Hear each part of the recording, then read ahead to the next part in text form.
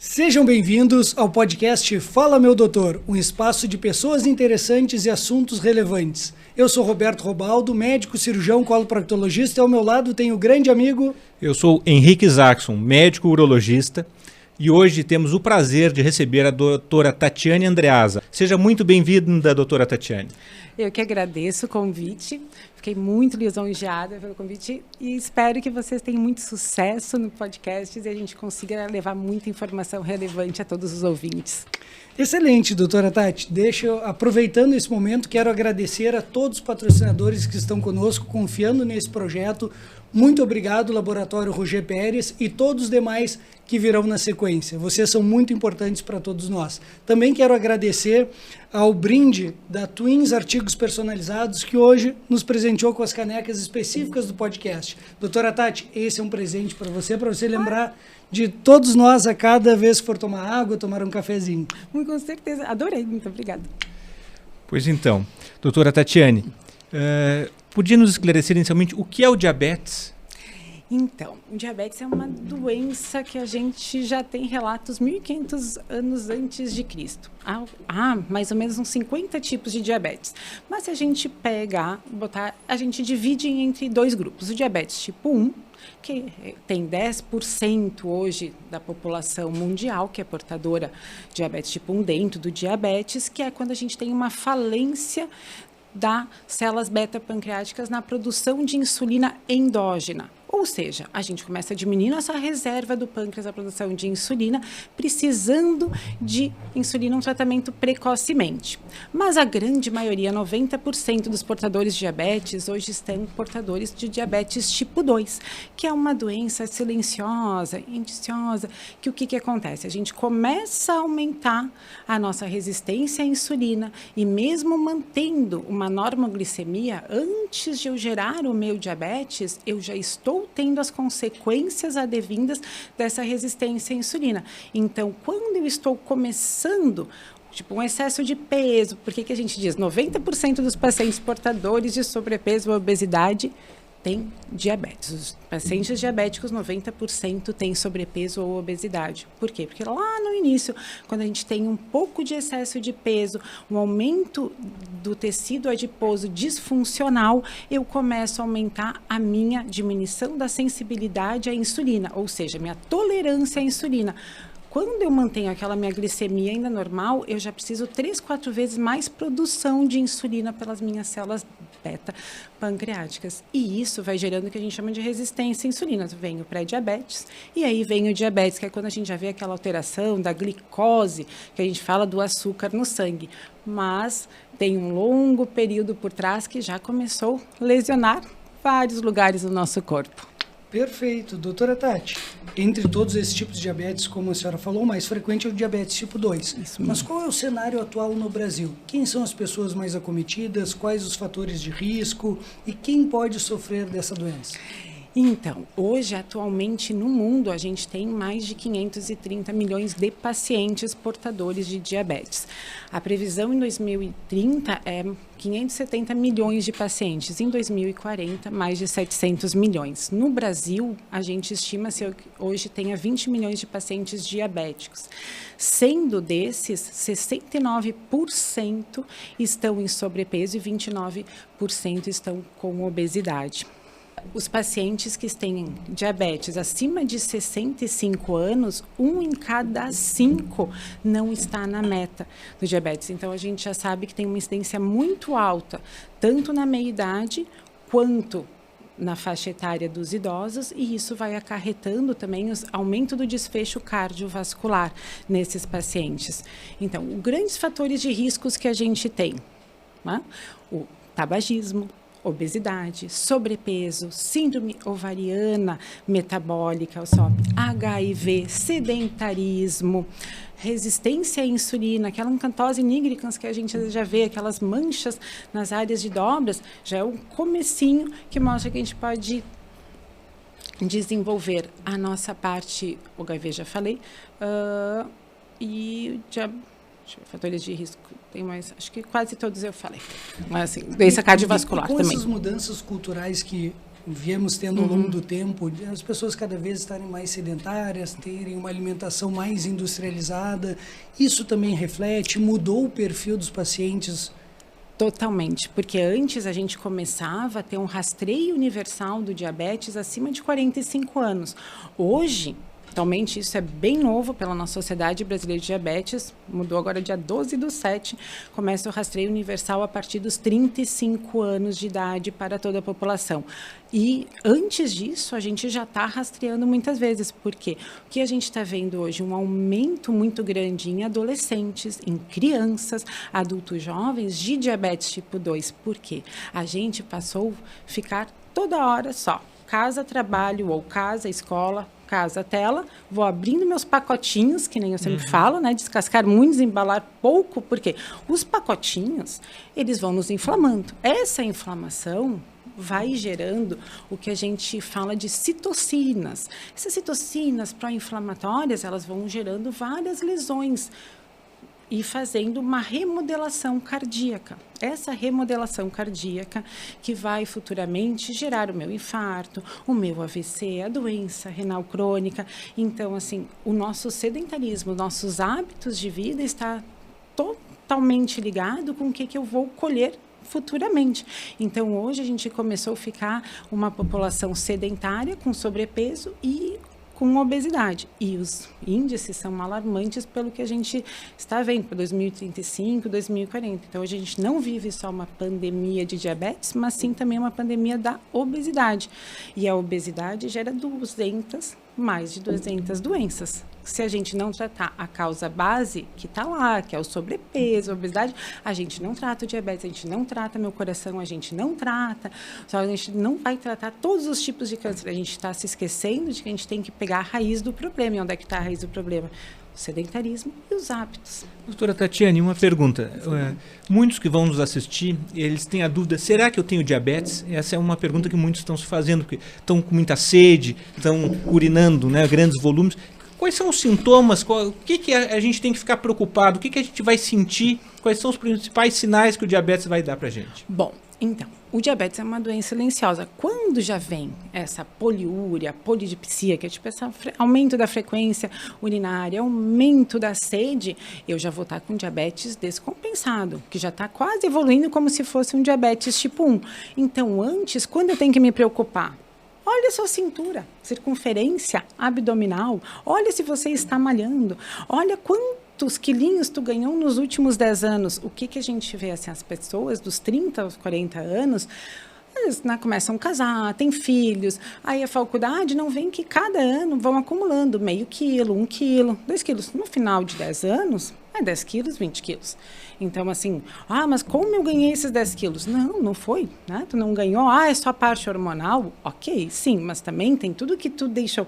Então, essas pessoas que vêm, que estão aumentando o peso, aumento da circunferência abdominal, não estão puxando ferro, né? Mandatório na nossa vida, a gente ir pra feira, descascar, puxar ferro, fazer o básico bem feito. Não estiver fazendo o básico bem feito, tem que sim rastrear. Então, olhe seus sinais, às vezes não precisa ter sintomas, e muitas vezes os sintomas, antes de vir, todos esses que são os sintomas clássicos do diabetes, pode vir como um cansaço, a procrastinação, porque quando eu estou inflamado, eu aumento as áreas negativas do meu cérebro, onde é que a gente vai atuar na nossa compulsão alimentar, é a mesma da compulsão alimentar, que é pelos vícios de bebida, de drogas, e aí eu vou ficar mais negativa, eu fico mais parado. Quando eu começo a botar hábitos bons, eu fico mais ativo. Então, a gente tem que pegar e olhar, será que é só o estresse, a minha correria, ou será que o meu corpo já não está dando resposta, que não está algo bem com ele? E é muito difícil no consultório convencer os pacientes a adotar hábitos de vida mais saudáveis? Olha, assim, aí tem um viés, porque o meu paciente sentou na minha frente, primeira consulta, ele sabe, é assim, mandatório, ele vai malhar. Ele vai malhar. Não, tu vai malhar. Senão, né, a gente não vai conseguir ter uma boa comunidade. E aí chega tanto que, de tanto que eu acho que a sementinha vai sendo plantada, eles vão aderindo. Só que, claro, explicando por quê. Gente, a gente precisa músculo para pegar essa xícara, para tomar água. Como eu quero chegar daqui 10, 20 anos? Com 60 anos, Talvez eu vou querer estar viajando, eu quero continuar usando o meu salto, para que eu preciso disso? Músculo. Se a gente vai para a UTI, e eu sempre ponho isso para os pacientes, como é que a gente vê o risco de mortalidade do paciente na UTI? Pela quantidade de músculo que ele está perdendo. Músculo é vital. Então, né, eu digo assim, se você quer que eu te ajude na tua saúde, você vai ter que se ajudar com os teus hábitos. Aí eu vou dando pequenas dicas também, orientações, tem acompanhamento nutricional junto, mas se a gente botar um básicozinho, um arroz, feijão, um bife, ovo, uma salada, uma verdura, para feira, tudo que está num pacote durante 2 anos, não pode ser tão bom. Se a gente faz um pão em casa, que nem eu digo para ele, 7 dias está mofado. Então, isso, assim, às vezes, o convencer o paciente a mudar o estilo de vida, às vezes vai mais da nossa parte, de tentar explicar o que pode gerar e o que pode beneficiar. Então, esses primeiros momentos, né, na consulta, a gente ter um pouquinho de tempo lá no início, diminui muito o nosso trabalho futuramente, porque eles ficam bem, eles ficam mais felizes, diminui a incidência das doenças, a gente trabalha com a prevenção. Estávamos nos falando que agora a nova orientação da Sociedade Brasileira de Endocrinologia é o rastreio a partir dos 35 anos. Isso. Esse rastreio anual, como é que ele é feito e que exames a gente deve pedir nesse rastreio? Então, o rastreio seria feito anual. Hoje, até agora, o teste de tolerância oral da glicose com 1 hora só já está sendo aceito. E aí seria uma glicemia de jejum, a hemoglobina glicada. E sim, a gente tem as orientações do teste de tolerância oral à glicose com 1 hora para algumas pessoas. Por exemplo, se eu tenho uma glicemia de jejum alterada e uma hemoglobina glicada em níveis de pré-diabetes, eu já deveria fazer um teste de tolerância oral da glicose, porque esse paciente já pode estar diabético. Se eu tenho glicemia normal e uma hemoglobina glicada normal, mas o paciente tem obesidade, tem outros fatores de risco, hipertensão, tabagismo, sedentarismo, ele já é um paciente com alto risco. Eu vou pegar e vou ter que já rastrear com teste de tolerância oral da glicose. Então, seria um rastreio anual acima de 35 anos, mas paciente, adolescente, está parado, ganhou peso, já está com sobrepeso, vamos olhar. Esse paciente não é só com uma glicemia de jejum. Claro, em termos de contas, né, a gente vai tentar sempre fazer o mínimo de exames necessário. Mas se a gente tem a possibilidade, no SUS a gente tem também essa possibilidade de fazer uma glicemia de jejum, uma hemoglobina glicada, que já é básico, e perfil lipídico, né? Vamos ver o colesterol desses pacientes, PCR, para a gente ver a inflamação.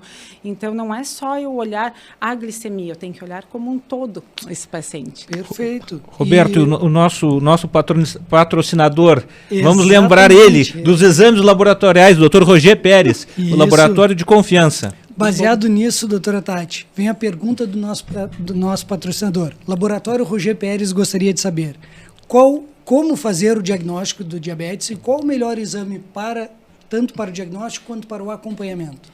Então, o diagnóstico do diabetes, ele pode se dar pela glicemia, 2 glicemias de jejum alterada acima de 200 miligramas, com sintomas, uma hemoglobina glicada acima de 6,5 já é critério do diabetes e um teste de tolerância oral de glicose após de 1 hora com 208 miligramas por decilitro. Esses seriam os critérios para a gente diagnosticar o nosso paciente com diabetes. E como eu falei ali para vocês, tendo aquelas alterações, se tiver mesmo ainda em níveis de pré-diabetes, eu teria que já pensar num teste de tolerância oral. O melhor acompanhamento desse paciente que a gente vai fazer depois no consultório, glicemia de jejum e hemoglobina glicada. A gente não precisa viver fazendo o teste de tolerância oral da glicose. Mas, quando eu tenho, por exemplo, um paciente que está com normoglicemia, glicemia de jejum normal, hemoglobina glicada normal, e ele tem sobrepeso ou obesidade, eu sei que ele já tem 40% de aumento da tolerância à insulina, né? Diminuição da sensibilidade à insulina. Se eu tenho só glicemia de jejum ali alterada, hemoglobina glicada alterada, níveis de pré-diabetes, eu já sei que ele já vai ter mais obesidade ou sobrepeso, eu vou ter 60% de diminuição na sensibilidade na insulina. Esse paciente, vale a pena a gente pensar em rastrear de 3 em 3 meses. Então, assim, vou deixar esse paciente daqui 1 ano? Não, todas as diretrizes, elas nos servem para nos guiar, mas a gente tem que saber individualizar e olhar para o paciente qual que pode evoluir mais rápido ou menos rápido, né? Então, acho que vale a pena, assim, hoje, acho que botando na nossa população do Sul, chegou na tua frente, pede, né? Não custa, né? Pelo menos uma glicemia de jejum, uma globulina glicada, e se tiver essas duas normais, aí vale a pena ir lá, né, para o patrocinador e pedir um teste de tolerância E oral. esses exames já podem ser solicitados pelo primeiro médico que faz o atendimento, né? Com Não certeza. precisa ser pelo especialista. Como funciona essa dinâmica? Então, eu acho que hoje, assim, o básico bem feito é para tudo na vida. A gente é médico, independente da área que a gente decidiu seguir, primeiro, todos nós somos generalistas. Então, fazer um rastreio de glicemia, de colesterol, uma função hepática, uma função renal, acho que é assim, o que seria qualquer um que chegar na frente. Se eu estou indo lá, é um momento que o paciente, às vezes, esse paciente já está 2, 3, 4 anos sem ir no médico. Então, assim, tu teve, não importa, mas que ele está indo para te ver, assim, fazer uma cirurgia. Tu teve ali aquele momento, já pede, tu pode ajudar ele muito, aquele paciente. Então, não precisa ser um médico especialista, não, chegou, acho que um rastreio básico, assim, de... Tá. E assim, a partir de qual nível que a gente tem que tratar? Entrar com medicação? As medidas comportamentais, ok, a gente vai falar para todos, praticamente, mas eu vou entrar com remédio? A partir de que momento que a gente entra com remédio? Então, bom, agora, assim, uma ótima pergunta. Quando, bem atual, a gente teve uma nova recomendação da Associação Europeia para o Estudo da Obesidade, já demonstrando, como eu sei que 90% dos meus pacientes portadores de diabetes têm sobrepeso e obesidade, e eu tenho que olhar, sim, essa adiposição, onde está localizada essa gordura, também para mim pensar quando eu já vou entrar com a medicação ou não. Mesmo um paciente que só tenha um diabetes, está em pré-diabetes, ali uma glicada 5,7 e está com, assim, eutrófico, não tem sobrepeso e obesidade, acho que só a gente dizer mudança no estilo de vida não precisa entrar com medicação. Mas se esse paciente, mesmo eu tendo só um pré-diabetes, ele já tiver uma relação de circunferência e altura acima de 0,5 em OMC, acima ou igual a 25, eu tenho que entrar sim com tratamento medicamentoso. Doutora Tati, as pessoas que estão nos assistindo, como podem fazer em casa para verificar essa relação de circunferência, altura e o IMC? Então, essa relação em circunferência e altura é bem novo, assim, graças a Deus que está, agora já estão mudando. Antigamente a gente só botava o IMC, que é o nosso peso dividido pela altura ao quadrado. Aí a gente vai estratificar os pacientes. Essa relação da circunferência, a circunferência abdominal, a gente pega, que é assim, e divide pela essa altura. Se for acima de 0,5, aí a gente já tem que ficar de olho, porque é muito perigoso. Então, assim, tá acima de 0,5, meu Deus, o teu risco de desenvolver diabetes é muito alto ou pré-diabetes ao longo da parte. Quando a gente vai entrar, voltando à tua pergunta, assim, quando eu vou entrar mandatoriamente com o tratamento, o paciente já tendo diabetes, né? Uma hemoglobina glicada acima de 6,5. Mas será que vale a pena? Estou falando assim, diretriz, eu esperar o paciente entrar em diabetes para tratar ele, se eu sei que essa inércia terapêutica, mais tempo que ele ficar gerando todas essas inflamações, pode ocasionar uma diminuição no risco, né? Uma diminuição na expectativa dele de vida a longo prazo. Então, acho que a gente tem que pegar e estratificar, sim, cada paciente. Por exemplo, um adolescente, se ele tem uma obesidade, está ali com pré-diabetes, não é ficar só olhando e dizer só para dieta e exercício. Nossa, ele já fez dieta e exercício, já está, mas a gente tem que permitir a tratar, né? O quanto que essas gerações a gente não está só tentando assim deixar, porque esse paciente, a gente diz, vai lá, faz só mudança no estilo de vida. 3, 6 meses, nem sempre eles voltam em 6 meses. Então, acho que é mandatório, sim, né? Quando tem já o diagnóstico de diabetes. Mas o pré-diabetes, se já está mais próximo do diabetes e tiver fatores de risco associado, é, sim, importante a gente entrar com medicação. Em relação aos remédios, tá? Eu gostaria de saber qual remédio normalmente a gente começa a tratar. E tem alguma dose, a gente calcula essa dose por peso. Como é que é feito isso? Então, quando antigamente a gente fazia o tratamento medicamentoso do diabetes glucocêntrico, só pensando no controle glicêmico dele. Hoje, eu quando vou tratar, não só eu digo assim, nas principais guidelines e diretrizes, quando a gente vai tratar um paciente portador de diabetes, a gente tem que pensar no que está gerando esse diabetes. E o que é? Antes a gente tinha 8, tinha o que a gente chama de octeto de Defrons, hoje já é 12, né? Coisa que a gente tem que pensar quando a gente olha, inclusive a desbiose intestinal desse paciente, tá? Então a gente tem que olhar para o intestino dele também.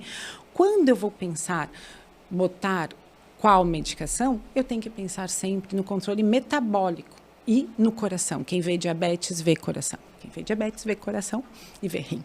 Então, assim, não tem como a gente não pensar em medicações que vão diminuir o risco cardiovascular e o risco de desfecho renal nesse paciente. Hoje a gente tem classes medicamentosas que comprovadamente elas vão atuar. Então, dependendo, a gente pega e estratifica esse paciente. Bom, ele tem sobrepeso, obesidade, eu tenho que ir, assim, né, seria nem sempre na vida real é a vida ideal. Mas na vida ideal, a gente teria que botar um análogo de GLP-1. E teria que associar, muitas vezes, inibidor do CGLT2. Se eu tenho só insuficiência cardíaca, não tenho perfil metabólico e tenho só disfunção renal, talvez só um inibidor do CGLT2. É difícil. Hoje, assim, é difícil a diretriz que não ponha um análogo de GLP-1 sendo quase mandatório, porque tanto para desfecho cardiovascular, desfecho renal, desfecho de estetose hepática, Alzheimer, então, assim, dizer qual tratamento a gente vai escolher para o paciente, eu vou ter que olhar as condições socioeconômicas, onde ele está, o que ele pode ou não, como é que está o rim dele, a taxa de filtração glomerular. Quando eu vou entrar com insulina, que os pacientes muitas vezes assim têm Isso é uma medo. preocupação, eles têm medo, né? Uma coisa que a gente nota, assim, que eles associam a insulina às complicações do diabetes, quando não tem nada a ver uma coisa com a outra. Isso é. Né, doutora? Nos explica isso. Isso. Quando o paciente já está com uma hemoglobina glicada, por exemplo, acima de 9, eu vou precisar de um controle intensivo dele. Tem um estudo que mostra que é o UCAPDS, que teve uma reanálise depois de 20 anos, que mostrou, né, a cada ano que o meu paciente fica fora da meta, uma hemoglobina glicada acima de 7, ele vai aumentar o risco de morte. Ou seja, se cada tempo, assim, eu posso diminuir a expectativa de vida dele em 19 anos, deixando ele fora da meta a cada ano. Então, isso é muito importante a gente considerar quando eu vou chegar num paciente que já está com 9 ali, é importantíssimo. O paciente foi diagnosticado, isso para todos, né? Quem tiver médico, assim, ó, não importa a área. Então, o paciente foi diagnosticado com pré-diabetes ou diabetes, controle intensivo dele. Em 1 em 3 meses vamos tentar controlar. Cada tempo que a gente deixa de inércia e não controla esse diabetes, eu estou tirando morte, eu estou tirando vida dele, eu estou aumentando o risco de ele infartar, de ele ter um AVC, de ele ter doença cardiovascular, doença arterial periférica. Então, assim, é mandatório a gente pegar e controlar esse paciente precocemente. Então, o quanto eu vou botar, às vezes eu preciso botar insulina se o paciente está extremamente descompensado, já com aqueles sintomas que a gente chama glicopênicos, que seria poliúria, polidipsia, cansaço, sim. Então, talvez eu vou ter que já entrar com insulina. Mas se meu paciente está com uma hemoglobina glicada acima de 9, né, está lá todo descompensado, assim, acima de 7 é mandatório. Meus pacientes, olha, gente, a gente tem que deixar o paciente assim lindo, né? Abaixo de 6,5. Mas a meta é a hemoglobina glicada, abaixo de 7 já deixaria esse paciente com o risco de infartar igual de um paciente não portador de diabetes. Bom, então, se esse paciente chega ali, está com uma hemoglobina glicada alterada, acima de 7, tem uma obesidade, um sobrepeso, eu não vou botar mais uma insulina nele, né? Porque eu vou estar aumentando a obesidade dele. Ele não tem deficiência, ele tem resistência à insulina. Então, eu tenho que atuar na causa base. E sim, né, eles têm que... E essa dieta é muito importante. E massa muscular. O músculo, ele é um fator importantíssimo de diminuir a nossa resistência à insulina. Então, malhar, exercício de resistência é fundamental. Não é só medicação, é ambas as coisas. Mas as medicações que a gente vai escolher vai depender todas as comorbidades e como o paciente está ali. A insulina hoje, a grande maioria, se já não tiver um diabetes de longa data, com sintomas glicopênicos, o paciente está emagrecendo no nada, tem que botar uma insulina. Mas, Se não fora isso, dependendo da condição socioeconômica, a gente tem outras medicações para botar, primeiramente. Uma outra pergunta. A gente vê agora muito comum os pacientes usarem o Libre, aquele sensorzinho, né, no braço. Aquilo ajuda bastante. Aquilo é essencial para o tratamento ou é um supérfluo? Como é que a senhora vê? Então, no mundo ideal, é perfeito. Até mesmo pacientes diabéticos tipo 2, por exemplo, o Libre para diabético tipo 1, eu acho que já é mandatório, tá? A gente tem que fazer, inclusive, o primeiro laudo para Libre no Rio Grande do Sul há anos atrás, foi o que fiz. Que legal. Uma paciente assim de DM1, porque eu só fiz um custo das fitinhas, de fazer 11 pontinhas de dedo, dava mais caro para o Estado pagar as fitas do que dar o Libre para a paciente. E, gente, uma criança, né, que tem ali toda hora tendo que controlar, furar. Então, o Libre, a gente consegue uma monitorização glicêmica contínua da glicose, 24 horas. Eu vou ver como é que ele responde quando ele se alimenta, quando ele está em jejum, todas as horas. Isso ajuda muito a gente nortear o nosso tratamento. É mandatório? Não. A gente consegue não fazer se a gente não tiver o Libre. Mas, se puder, uma grande, né, hoje tem uma ferramenta que nos ajuda muito, inclusive diabéticas, né, quem tem diabetes mellitus gestacional, uma grávida. Nossa, né, tu tá ali, tu vai conseguindo, tu fica mais tranquila de como tá, porque a variabilidade glicêmica a longo prazo é o que causa os grandes problemas e vai nos ajudar a gente não fazer essa inércia terapêutica. Diabético tipo 1, o Libre, digamos que é mandatório. Diabético tipo 2, eu posso botar o Libre, faço monitorização, tratamento, e depois de 3 meses ele coloca de novo, ou a cada 6 meses. Então, tudo vai ver as nossas estratégias de custo e como também está aquele paciente. Perfeito. Só para o nosso público compreender um pouquinho mais o que seria o Libre e como ele é utilizado. Então, desculpa, a gente ficou falando assim.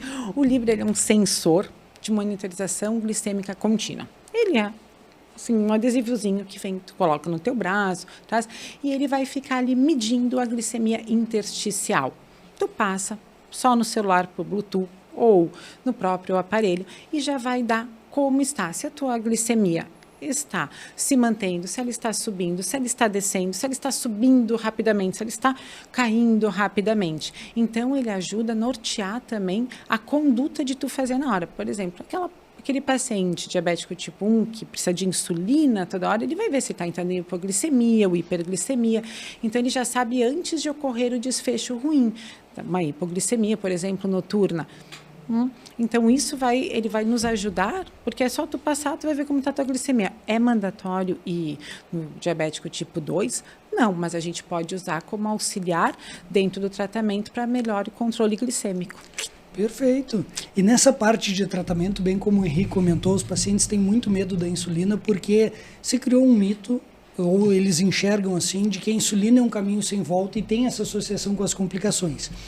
Isso é uma verdade ou não? Depois começa a usar insulina, existe a chance de em algum momento voltar só para as medicações, dali para frente vai depender de insulina para sempre, para manter esse controle? Como funciona, Tati? Então, na verdade não, né? Muitas vezes a gente precisa botar insulina para compensar o paciente e depois dá para retirar. Quanto mais o paciente aderir ao tratamento, aí entra, né? Mudanças no estilo de vida. Quanto mais ele mudar a sua vida, e é muito fácil, porque aí eu consigo convencer eles mais facilmente. Então, a gente consegue tirar a insulina e ir diminuindo a medicação do que associando.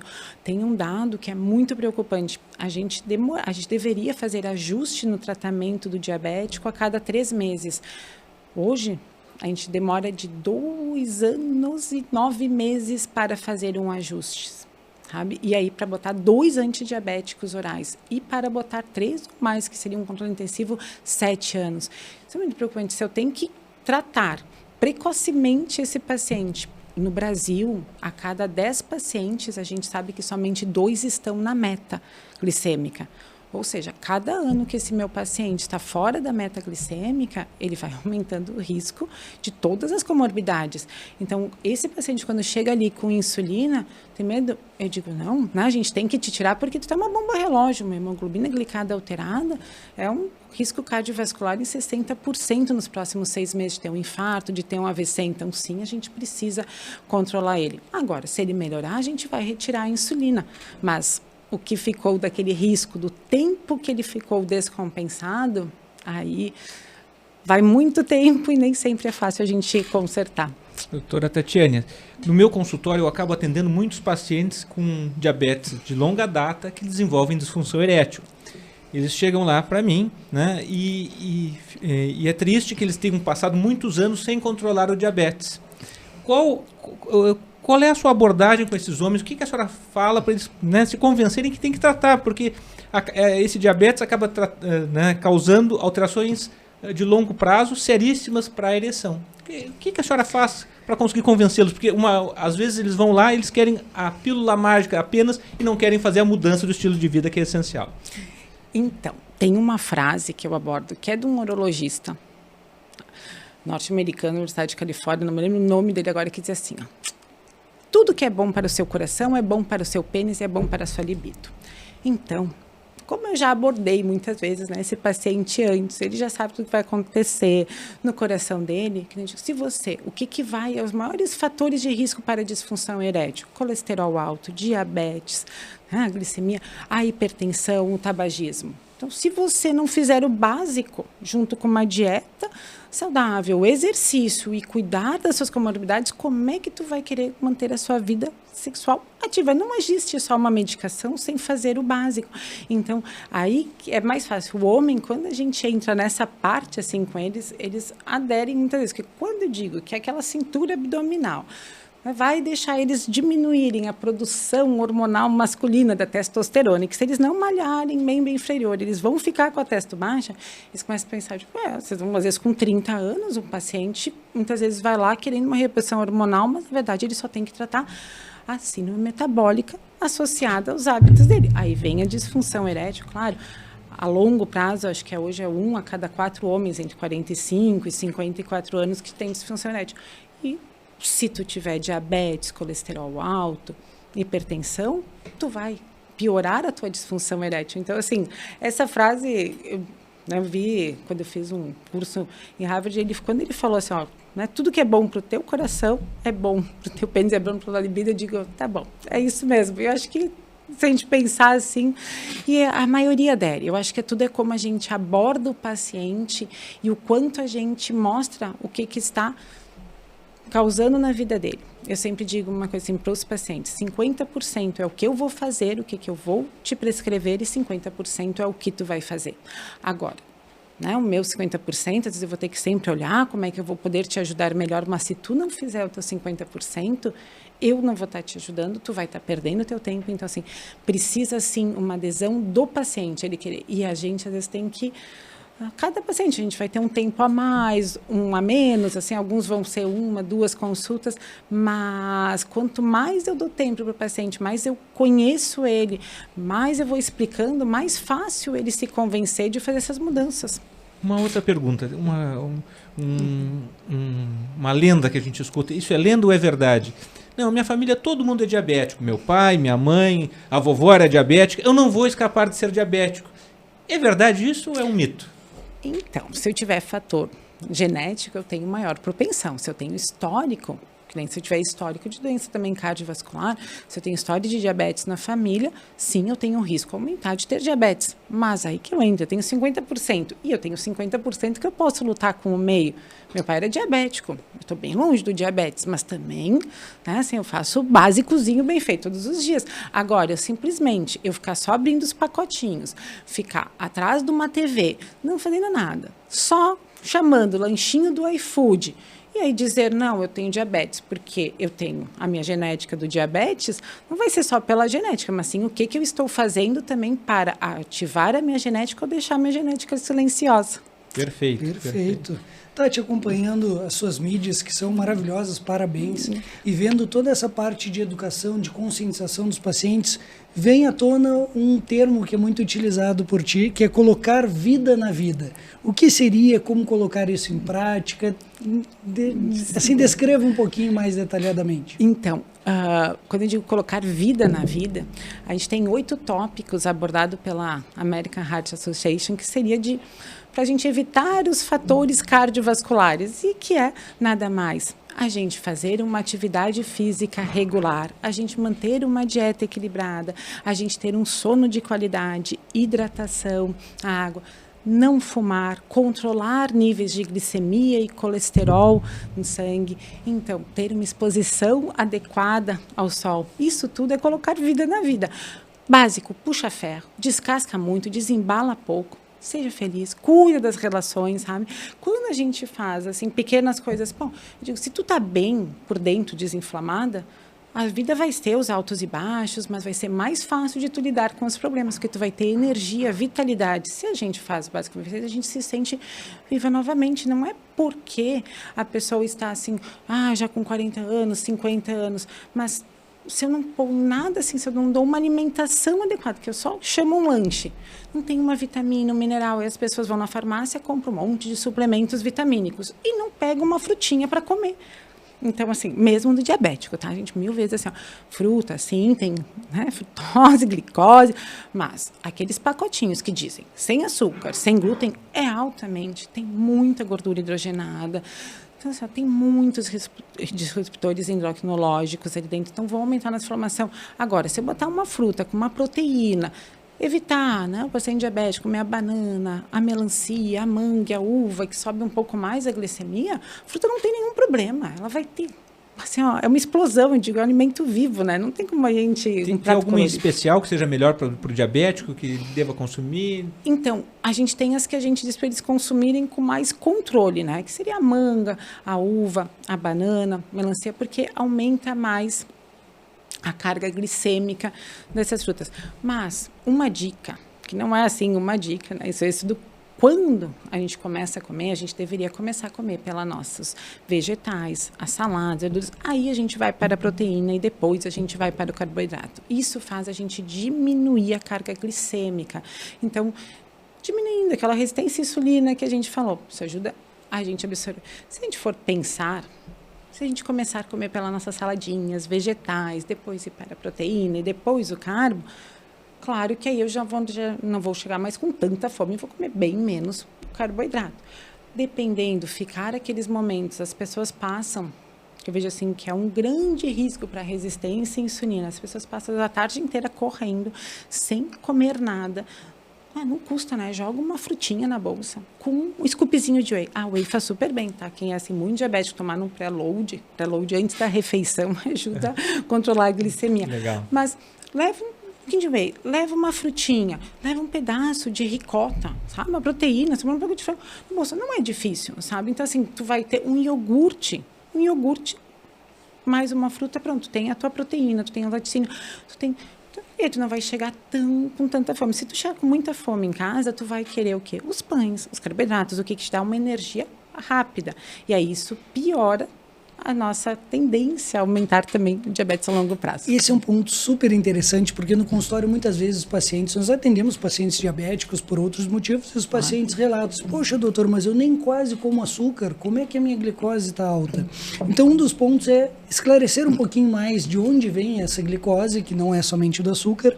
Outra parte sobre hidratação, nós vemos muito na internet rituais místicos de hidratação, tem que acordar às 5 da manhã nos dias ímpares, tomar tal, água em temperatura ambiente, água gelada, água morna, cada um cria um método novo. Gostaria de saber da senhora qual o melhor método para a hidratação ao longo do dia, dicas práticas para a alimentação e de onde vem essa glicose que os pacientes reclamam que estão tentando ter uma alimentação saudável com alguns erros e não conseguem o resultado esperado.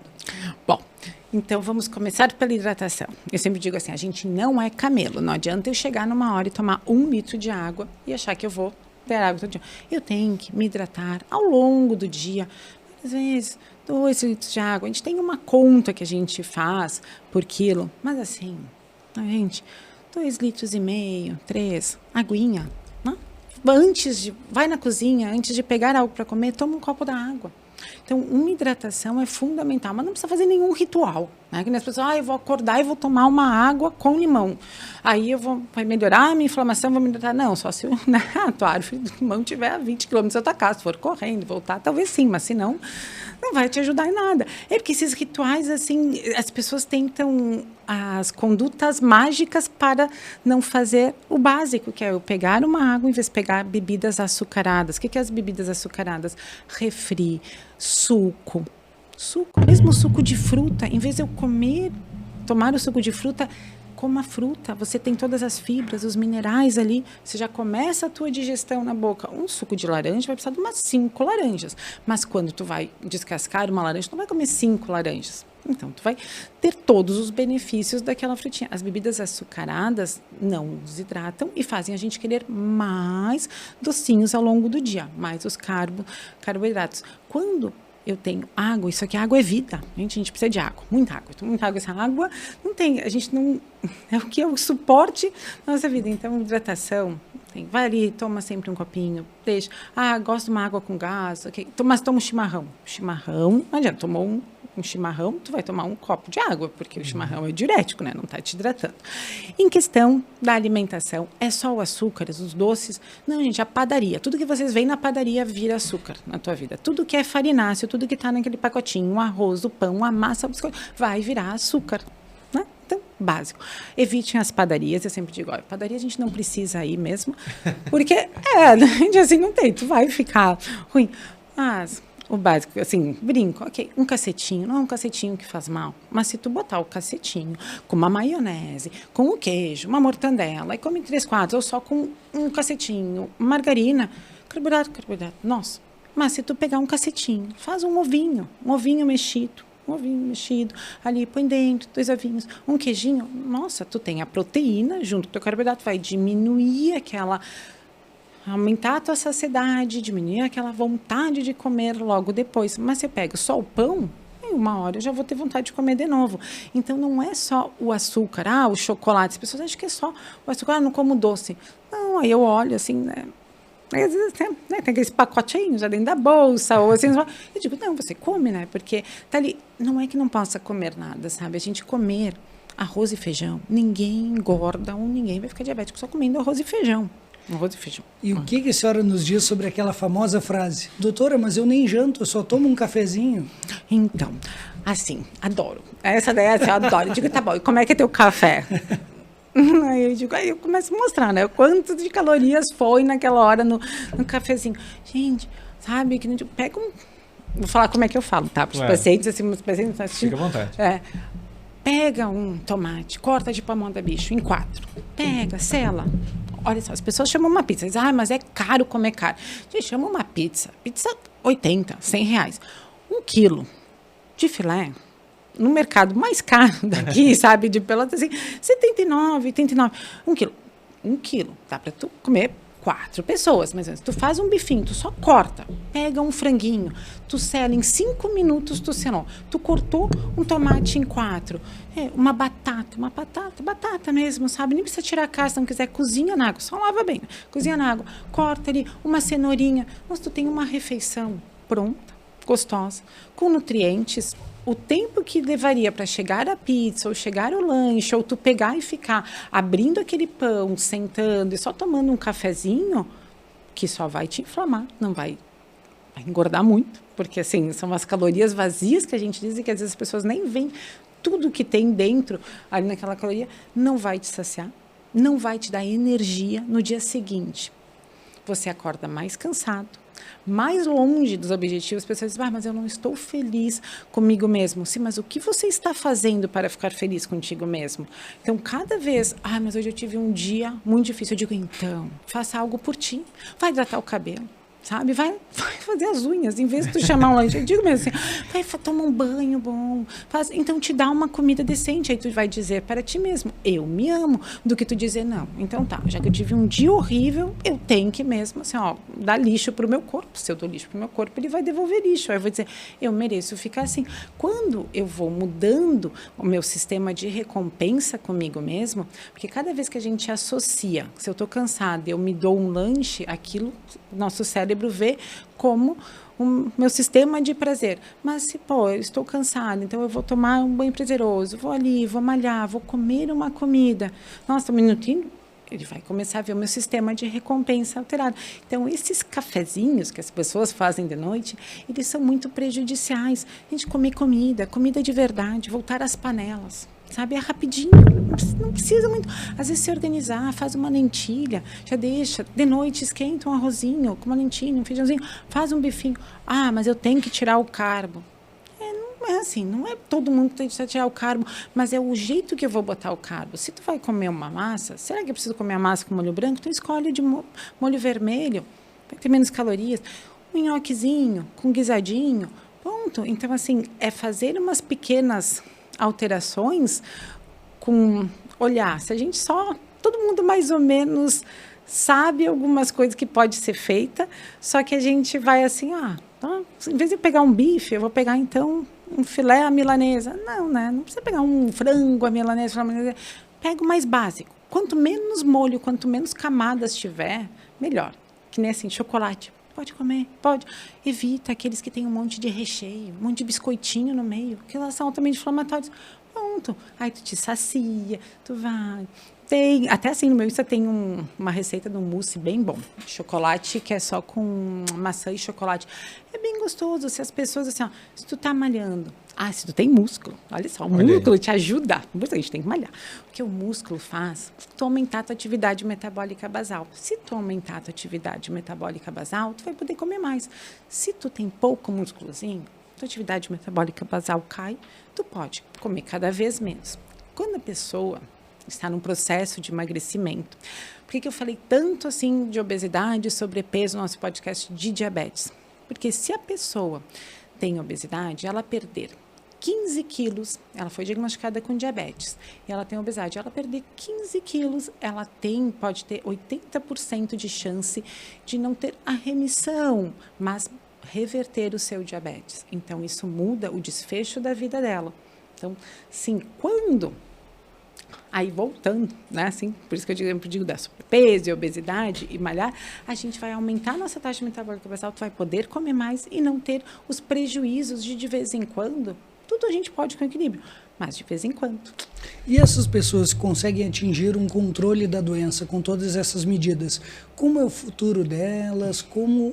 Quais as perspectivas? Vão ter complicações de qualquer forma ou isso consegue ser anulado? Então, aí que é a grande questão. Quanto antes a gente consegue um controle intensivo do diabetes, deixar o paciente com a hemoglobina glicada abaixo de 7, ele vai ter o mesmo risco de um paciente que não é portador de diabetes em termos de infarto, doença cardiovascular, doença cardiorrenal. Então, só que quanto mais tempo eu deixar ele fora, cada ano que ele ficar fora da meta, ele vai aumentar o risco e mesmo que lá na frente eu consiga reverter, deixar ele tratado, eu tenho esse risco residual pelo tempo que ele não foi tratado. Então, assim, quanto antes a gente começar a botar vida na vida, fazer o básico, com 20 anos, né? Como é que eu vou estar com 20, com 30 anos? É meu infarto com 40, com 60 anos. E como é que vai estar meu coração, o meu cérebro? Bom, o músculo, mulher, então, olha, vocês têm sorte, porque vocês têm, assim, vocês têm os hormônios que são melhores. Mas mulher, 10 anos antes de entrar na menopausa, ela já começa a sentir sintomas da perimenopausa. Que nem eu brinco com as pacientes, mulher nasceu, vai puxar ferro, porque a gente degrada colágeno, né? A gente vira abdômen. E a gente perde músculo com um pouco mais de intensidade do que os homens também. O que vai melhorar a gente para conseguir não evitar as doenças cardiovasculares, o diabetes, aquela deposição de circunferência abdominal? Infelizmente, a manutenção de massa magra. Até para a nossa questão da massa encefálica também, a massa magra é muito importante. E aí, Henrique, será que nós perguntamos qual a opinião da doutora sobre aquele paciente que diz, doutora, eu como um lanche, um X de vez em quando, mas eu peço Coca Zero? Então, redução de danos, né, que ele faz. Dependendo do lanche, assim, posso comer um lanche? Dependendo qual lanche tu for comer, tu pode chegar, né, assim, eu não comeria, assim, McDonald's, mas ok. A paciente chega ali, vai pegar um Mac, aí vai pegar um duplo cheddar, milk, não sei o quê. Um tem 2.000 calorias e o outro tem 400 calorias. Gente, redução Pega o de pequenininho. danos. Pega o pequenininho, ou pega o normalzinho lá, né? Aquele pão, carne e queijo, ou que não seja duplo, com um monte de camadas. Então, vamos reduzir danos. Agora, uma coca normal para uma coca zero, as duas vão ser a bebida açucarada, altamente inflamatória, redução de danos calóricos. Assim, vai botar, não adianta a gente fazer tudo, que nem sempre assim, pô, mas eu sou bem regrado na minha dieta, eu malho, todo dia eu treino e não estou conseguindo melhorar, não perco peso. Chega no final de semana, vão assistir divertidamente, pegam aquele combo com 4.000 calorias, sentado. Então, assim, né, tudo a gente pode fazer de vez em quando, mas é a regra 80-20, que eu digo assim, 80% a gente vai se cuidar, tem 20% é as exceções. Então, ok, de vez em quando tu vai comer um lanche, mesmo que tu tome a coca normal, não vai ser o problema. Mas se for todo final de semana, isso vai ser um problema.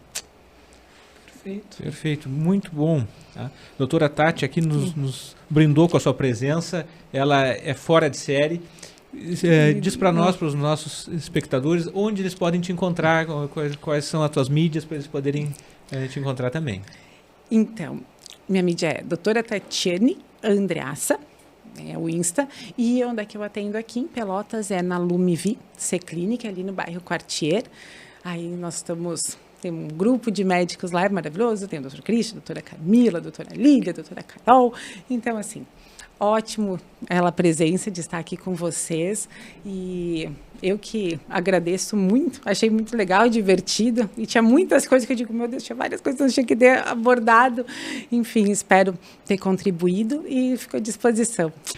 Bom, doutora Tati, depois de ouvir tudo isso, eu tenho que admitir que eu vou ter que agendar uma consulta com a senhora. Então, para facilitar e para todo mundo que está nos assistindo também ter a oportunidade de aprender cada vez mais e ganhar tempo e qualidade de vida, doutora Tati, qual o telefone que eu entro em contato? Então, o telefone lá da Lumivi é 53-984-37-1338. 13h38. E na minha bio do Instagram já tem o link direto para agendamento também de consulta e no Insta também da Lumivi tem direto o link para agendamento.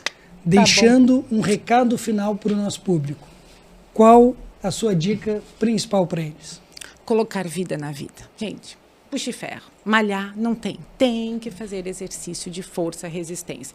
Ah, não gosto, não importa. Faz porque precisa. Vai me xingando, mas vai. Futuramente você vai me agradecer. E descasque muito. Volte à feira. Comida assim de verdade. Hidratação, aguinha. Comece aos poucos. A gente vai, né? Paladar.